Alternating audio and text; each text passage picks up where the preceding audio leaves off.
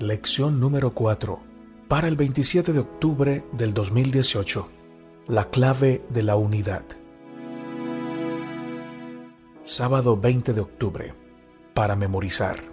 Dándonos a conocer el misterio de su voluntad según su beneplácito, el cual se había propuesto en sí mismo de reunir todas las cosas en Cristo en la dispensación del cumplimiento de los tiempos, así las que están en los cielos como las que están en la tierra. Efesios capítulo 1, versos 9 y 10. Éfeso era un importante centro comercial y de influencia en Asia Menor. La iglesia de Éfeso estaba formada por judíos, gentiles y gente de todos los ámbitos sociales. Una feligresía tan diversa podría haber sido tan propensa a conflictos como el mundo en el que vivían. Es decir, si no fuera por Cristo y la unidad que tenían en Él como miembros del cuerpo de Cristo. Por lo tanto, la preocupación de Pablo por la unidad entre los seguidores de Cristo es el tema central de su epístola a los Efesios. El concepto paulino de unidad tiene dos dimensiones: la unidad de la iglesia, donde judíos y gentiles se reúnen en un solo cuerpo, Cristo, y la unidad en el universo, en el que todas las cosas, en el cielo y en la tierra, encuentran su unidad suprema en Cristo. La fuente de esta unidad es Cristo. La expresión de Pablo, en Cristo o con Cristo, se usa muchas veces en esta epístola para mostrar lo que Dios ha efectuado por nosotros y por el universo mediante la vida, la muerte y la resurrección de Jesucristo. El propósito principal de Dios en el plan de salvación es reunificar todas las cosas por medio de Cristo. Esta unidad recién se manifestará plenamente al final de los siglos. Que tengas una feliz semana, hermano y hermana. Que el Dios de paz, el Dios Altísimo, llene tu vida, tu familia y todo lo que hagas, para que su nombre sea glorificado en tu vida. Lección para el día domingo, 21 de octubre. Bendiciones en Cristo. Vamos a leer Efesios 1, 3 al 14 y vamos a responder la siguiente pregunta. Según Pablo, ¿qué hemos recibido en Dios? Tienen muchos motivos para alabar a Dios. En Cristo, Dios ha escogido adoptarnos como hijos e hijas y que lo representemos ante el mundo. Pablo usa muchas imágenes para describir nuestra nueva relación con Dios en Cristo. De estas imágenes, el concepto de adopción aborda el tema de la unidad de esta lección. En Cristo, hemos sido adoptados y pertenecemos a la familia de Dios. Esta imagen familiar también es una referencia al pacto de Dios con los hijos de Israel. En el contexto de las epístolas de Pablo, los gentiles que aceptan a Jesús como el Mesías también son hijos de Dios, herederos de las promesas hechas a Israel. Romanos 8:17, Gálatas 4:7. El beneficio de esta relación con Cristo, estar en Cristo, es fundamental para toda la unidad cristiana. Este pasaje también nos dice que siempre ha sido el deseo de Dios reunir a toda la humanidad en Cristo. Y en la familia de Dios, saber que Jesús no establece ningún estatus especial. Todos somos hijos de Dios, amados y apreciados por igual. Algunos se confunden cuando en este pasaje se habla de predestinación. Efesios capítulo 1, versos 5 y 11. La promesa de que Dios nos ha elegido para ser salvos les parece implicar también que Dios ha elegido a algunos para que se pierdan. Pero esa no es la enseñanza bíblica. Al contrario, Dios preparó el plan de salvación antes de la fundación del mundo para que todos puedan ser salvos, porque de tal manera amó Dios al mundo, que ha dado a su Hijo unigénito, para que todo aquel que en Él cree no se pierda, mas tenga vida eterna. Juan 3:16.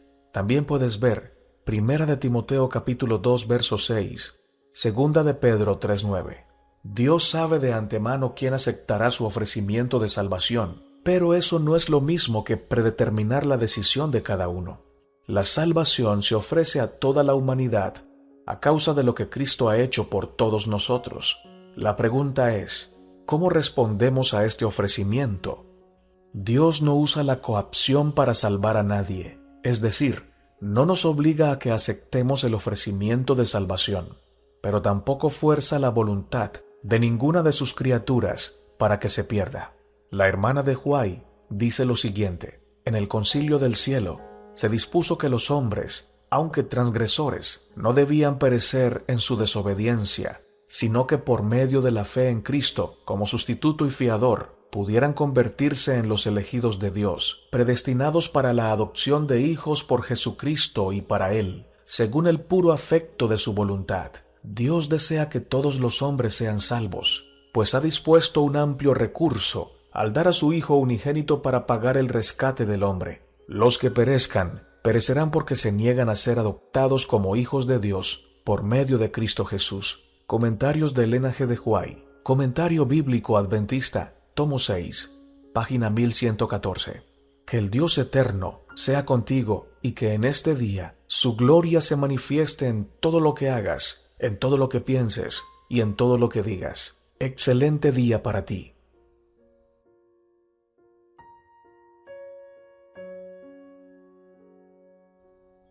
Lección para el día lunes, 22 de octubre. Se derriba el muro.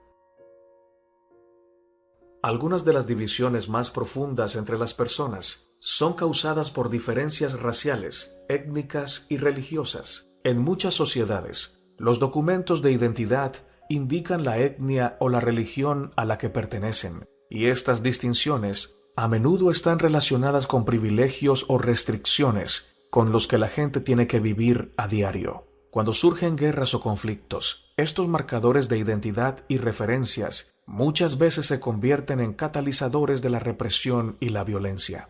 En Efesios capítulo 2, 11 al 22, Pablo indica una mejor opción para la comunidad cristiana. Después de leer este pasaje, vamos a tratar de responder las siguientes preguntas. Nuestras diferencias, ¿cómo afectan nuestra unidad en Cristo? ¿Qué fue lo que se acabó con la muerte de Jesús en la cruz? Toma la Biblia, la palabra del Señor, y léela con nosotros. Invita a los efesios a recordar cómo era su vida antes de recibir la gracia de Dios en Cristo. Las diferencias étnicas, culturales y religiosas creaban animosidad y conflictos entre los grupos de personas. Pero lo bueno es que en Cristo todos somos una sola persona con un Salvador y un Señor en común. Todos los que hemos aceptado a Cristo pertenecemos al pueblo de Dios. Pero ahora en Cristo Jesús, vosotros que en otro tiempo estabais lejos, habéis sido hechos cercanos por la sangre de Cristo. Efesios 2:13. El antiguo templo de Jerusalén tenía una pared de separación que distinguía las secciones accesibles solo para judíos étnicos o judíos de nacimiento, personas de sangre judía y debidamente circuncidados. Este muro tenía una inscripción que prohibía avanzar a los extranjeros bajo pena de muerte. Este es el reglamento del que acusaron a Pablo que había transgredido cuando entró en el templo después de sus viajes misioneros. Cuando Pablo fue arrestado, lo acusaron de introducir al sector judío del templo a un efesio llamado Trófimo. Hechos 21-29. En esta epístola, Pablo argumenta que Cristo es nuestra paz, que de ambos pueblos hizo uno, derribando la pared intermedia de separación. Efesios 2:14. En Cristo, los creyentes son descendientes de Abraham y reciben la circuncisión del corazón. La circuncisión física que Dios le dio a Abraham señalaba la circuncisión espiritual que los creyentes recibirían en Cristo. Ver Deuteronomio capítulo 10, verso 16. En él también fuisteis circuncidados, con circuncisión no hecha a mano, al echar de vosotros el cuerpo pecaminoso carnal, en la circuncisión de Cristo. Colosenses capítulo 2, verso 11. Durante el día, vuelve a leer Efesios capítulo 2, versos 11 al 22, y medita en la respuesta de las siguientes preguntas. ¿De qué manera vemos reflejada en nuestra iglesia la realidad de lo que Pablo escribió aquí? ¿Qué desafíos persisten? El canal en defensa de la fe desea para ti el mejor día, las mejores bendiciones y sobre todo, que cada uno de nosotros dependa constantemente del Señor y reciba un corazón en el que Cristo sea el Rey, y por esta razón la unidad verdadera se manifieste en la iglesia del Señor. Excelente día para ti.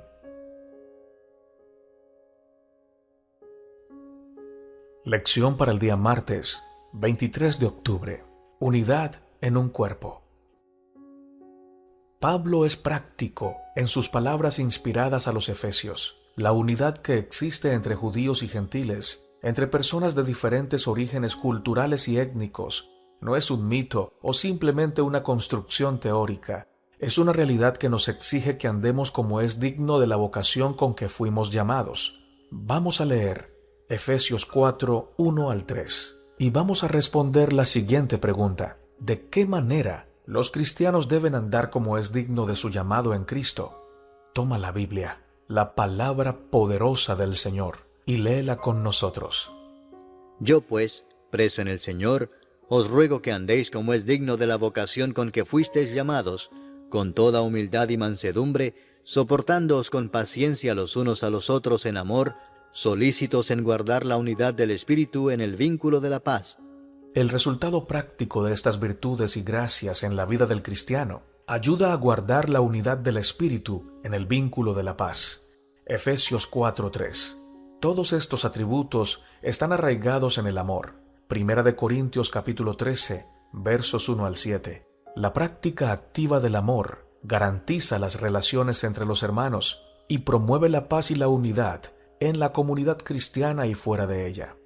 La unidad de la Iglesia manifiesta el amor de Dios de maneras singulares que otros pueden ver. La Iglesia está llamada a dar fe de ello, especialmente en una época de conflictos, divisiones y guerras. Vamos a leer Efesios capítulo 4, versos 4 al 6, y vamos a responder esta pregunta: ¿cuál es el tema primordial en estos 3 versículos? Vamos, hermano y hermana, tomemos la Biblia y leámosla juntos. Un cuerpo y un espíritu, como fuisteis también llamados en una misma esperanza de vuestra vocación. Un Señor, una fe, un bautismo, un Dios y Padre de todos, el cual es sobre todos, y por todos, y en todos. En los primeros versículos de este capítulo, Pablo expresa su profundo interés por la unidad de la Iglesia. Comienza con una exhortación a la unidad, Efesios 4, 1 al 3, y sigue con una lista de los 7 elementos que unen a los creyentes, Efesios capítulo 4, versos 4 al 6. La unidad es al mismo tiempo algo que los creyentes ya poseen, Efesios capítulo 4, versos 4 al 6. Algo que debe trabajarse y mantenerse constantemente, Efesios 4, 1 al 3. Y es también el objetivo futuro hacia el cual nos esforzamos, Efesios 4, 13. El apóstol exhortó a sus hermanos a manifestar en su vida el poder de la verdad que les había presentado. Con mansedumbre y bondad, tolerancia y amor, debían manifestar el carácter de Cristo y las bendiciones de su salvación. Hay un solo cuerpo, un espíritu, un Señor, una fe. Como miembros del cuerpo de Cristo, todos los creyentes son animados por el mismo espíritu y la misma esperanza. Las divisiones que haya en la Iglesia deshonran la religión de Cristo delante del mundo y dan a los enemigos de la verdad ocasión de justificar su conducta. Las instrucciones de Pablo no fueron escritas solamente para la Iglesia de su tiempo. Dios quería que fuesen transmitidas hasta nosotros. ¿Qué estamos haciendo para conservar la unidad en los vínculos de la paz? Testimonios para la Iglesia, tomo 5, página 221. Pregunta para meditar: ¿qué decisiones puedes tomar ahora para estar seguro de que andas como es digno de la vocación con que fuiste llamado? Que la gracia y la paz del Señor Jesucristo inunden tu ser entero y puedas saber que todo va a estar bien si te mantienes en Cristo Jesús, en el centro de la voluntad de Dios. Excelente día para ti.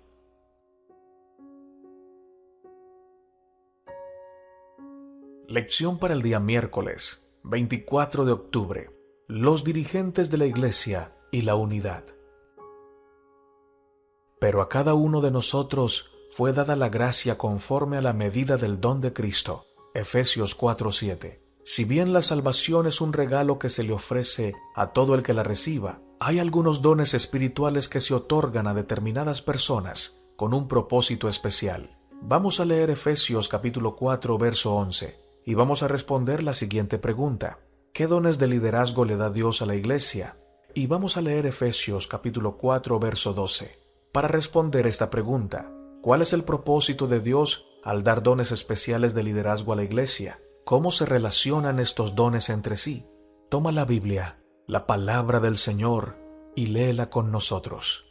Y él mismo constituyó a unos apóstoles, a otros profetas, a otros evangelistas, a otros pastores y maestros, a fin de perfeccionar a los santos para la obra del ministerio, para la edificación del cuerpo de Cristo.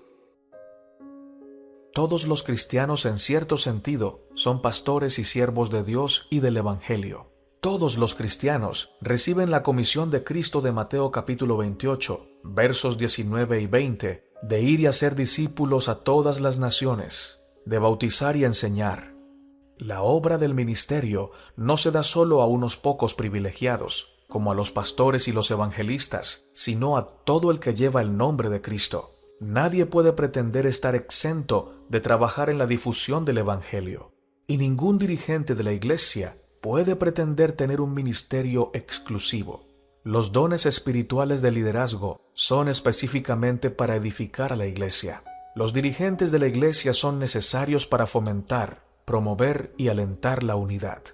La lista de dones de liderazgo de Pablo nos dice que estas funciones también son para preparar al pueblo de Dios con el propósito de alcanzar a los perdidos. Es responsabilidad de algunas personas, especialmente llamadas dentro de la Iglesia, a ayudar a los demás a cumplir su ministerio y servicio para Cristo y edificar al cuerpo de Cristo hasta que todos lleguemos a la unidad de la fe y del conocimiento del Hijo de Dios, a un varón perfecto, a la medida de la estatura de la plenitud de Cristo. Efesios 4:13. El ejemplo del estilo de liderazgo de Jesús debe guiarnos en la forma en que servimos. Jesús vino para servir a los demás, no para ser servido. Mateo 20, 25 al 28. Nosotros debemos ir y hacer lo mismo. Existe una fuerte tendencia entre los seres humanos a ser independientes y no rendirle cuentas a nadie.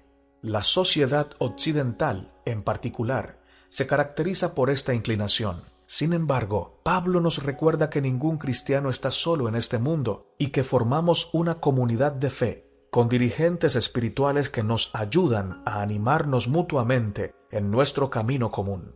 Entre todos somos parte del cuerpo de Cristo.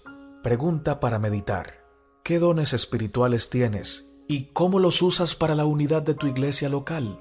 Que la bendición del Señor te rodee, te cubra, te proteja y te llene. Que los dones que el Señor ha puesto en ti puedan ser siempre puestos a sus pies, a su servicio, para edificar la iglesia, para unir la iglesia, para servir a los demás. Excelente día para ti.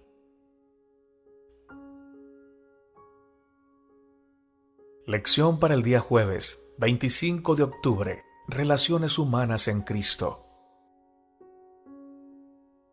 El cristianismo es una religión de relaciones, de relación con Dios y con los demás. No tiene sentido decir que tenemos una relación profunda con Dios sin que esa relación tenga un impacto en las relaciones que tenemos con los demás. El cristianismo no se puede vivir en el vacío. Los principios de unidad que Pablo analiza en su epístola a los Efesios también son aplicables a cómo nos relacionamos con los demás. Vamos a leer Efesios capítulo 5, versos 15 al 21, y responderemos la siguiente pregunta. ¿Qué nos está diciendo Pablo en el versículo 21? ¿Cuál es la relación entre la sumisión y la unidad? Toma la Biblia, la palabra de Dios, y léela con nosotros. De Pablo a someternos unos a otros se relaciona con la frase llenos del Espíritu de Efesios 5:18. Una de las expresiones del derramamiento del Espíritu es la sumisión mutua. Esto se refiere a la actitud apropiada de humildad y consideración que debemos tener hacia todas las personas. Por supuesto, este no es un atributo natural de la mayoría de las personalidades, sino que es el resultado de la vida del Espíritu en nuestro corazón. Es un regalo del mismo Espíritu, que es el vínculo de la unidad en Cristo. Vista desde esta perspectiva, la sumisión es una cualidad interna que expresa nuestra reverencia por Cristo y su sacrificio por nosotros. Vamos a leer Efesios capítulo 5, verso 22, hasta el capítulo 6, verso 9, y vamos a responder esta pregunta. ¿Qué impacto tiene empleados y empleadores, dependientes y jefes?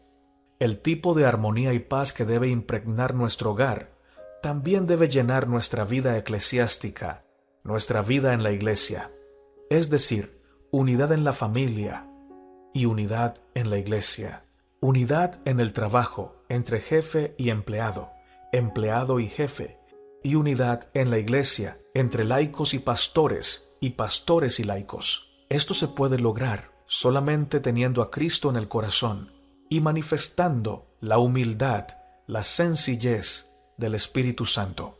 Pregunta para meditar durante el día. ¿Qué principios puedes extraer de los versículos de hoy que puedan ayudarte a comprender mejor cómo debes actuar según tu situación hacia un miembro de tu familia o un compañero de trabajo? Que el amor de Cristo Jesús, la humildad y la unidad que se manifiestan en la divinidad, se manifiesten hoy en tu hogar, en tu trabajo, en tu escuela, en tu universidad y en la iglesia a la que asistes. Anhelamos para ti un día excelente. Por la gracia de Dios, a pesar de tus circunstancias, todo va a estar bien.